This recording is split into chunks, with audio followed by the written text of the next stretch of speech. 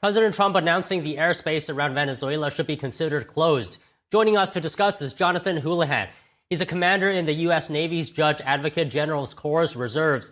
He's a veteran of both the Iraq and Afghanistan combat theaters and a designated expert in international national security and operational law. So, Jonathan, always great to have you join us. I just have to ask you this. Does the United States have the legal authority to declare another sovereign nation's airspace closed?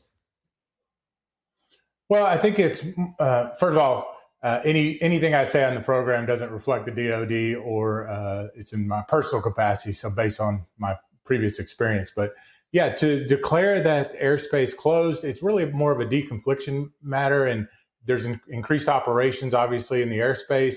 There may be more intelligence gathering activities, more military planes. So it's really a deconflicting of the airspace. So it's normal whenever countries are deconflicting airspace for increased operations. And you know, Jonathan, FBI Director Kash Patel also talked about this topic. I actually have a clip from an interview that we did, our sister media did, the Epoch Times. Can you take a look at this?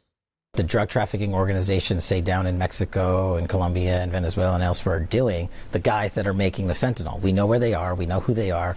We know how they do it.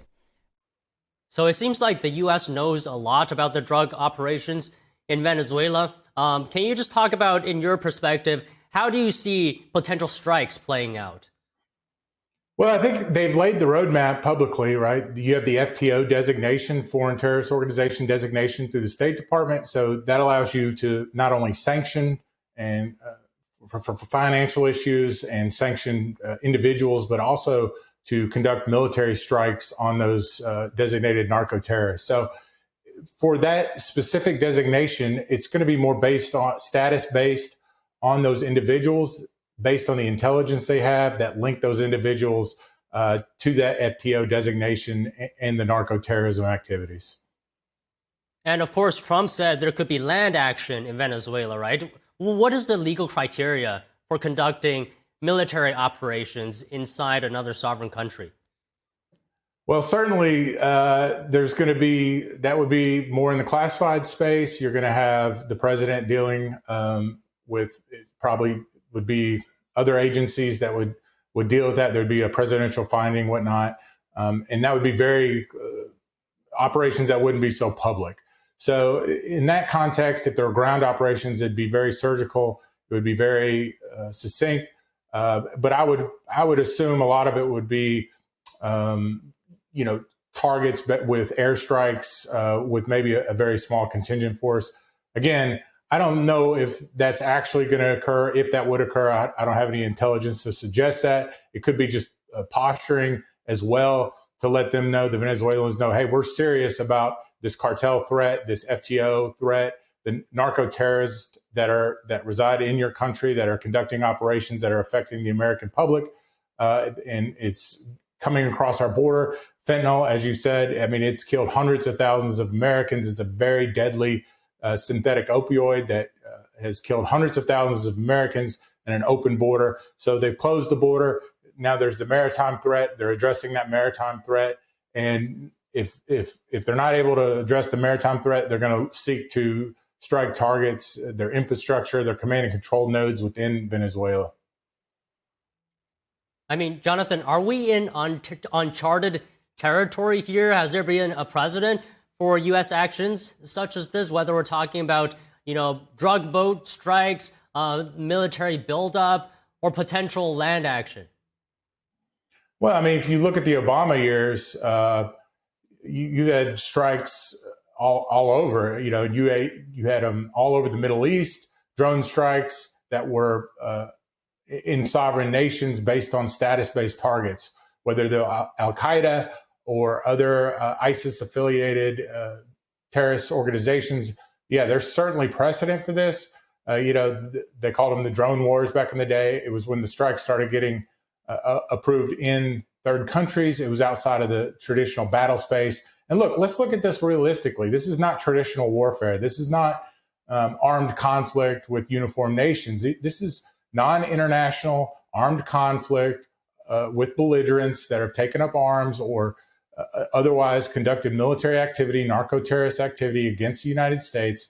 So there is a precedent for this. It's just not what your listeners need to understand is that the same lines of effort that go with the terrorist activities are also with the drug trade, the narco-terrorist activities, human smuggling, human trafficking. All of these lines of effort are similar. So just because it's not an Al-Qaeda affiliated group taking up arms against the United States doesn't mean it's not a clear and present danger or threat to the United States, our population, our citizens, or our property. So President Trump has a duty and responsibility as commander-in-chief under Article 2 to conduct military operations to protect the American people. Now, I understand Congress has a role.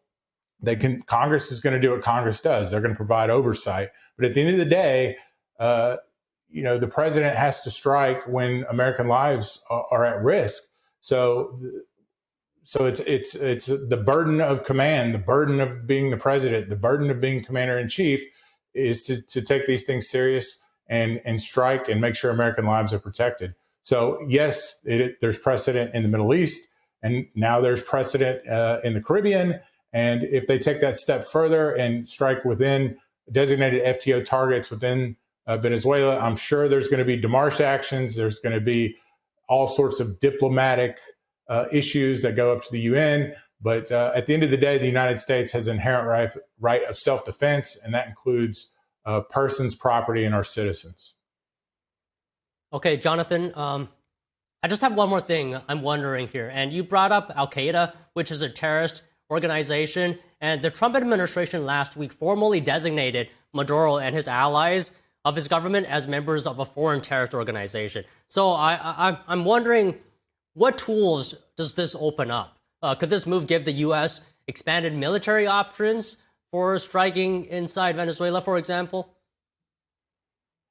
Well, it opens up several tools. Like I said, a lot of the tools are designed for sanctions, to sanction that activity. We've done that in Russia. We've done it across the Middle East. We've done it in Iran. We've sanctioned banks.